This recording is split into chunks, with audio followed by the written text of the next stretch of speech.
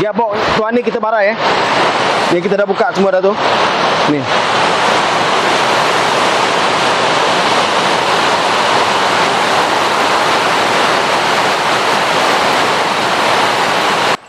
Cuba goyang gear 4 dia, masih dia punya ke? Okey, terus.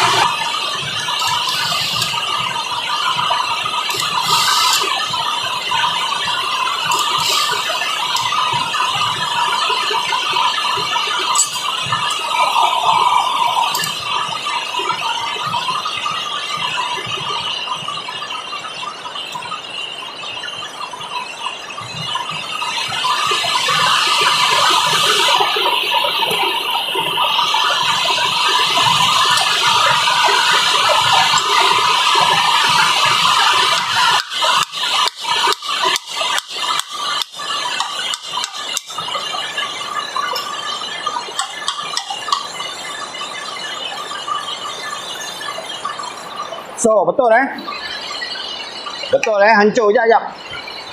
Habis Yang elok tengok. Mana rupa yang elok? Tu yang elok. Nampak tak? Yes.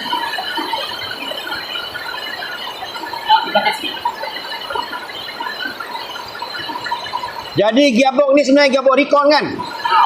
Apa tanda gearbox recon? Ada gam. So gearbox ni pun dah rosak ya bos.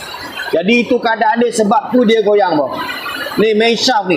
Jadi sebatang main shaft ni kena tukar. Keluarkan semua. Keluarkan.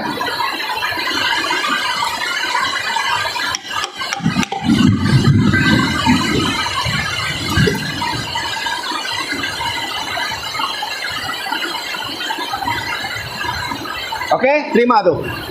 Itulah cerita dia bos.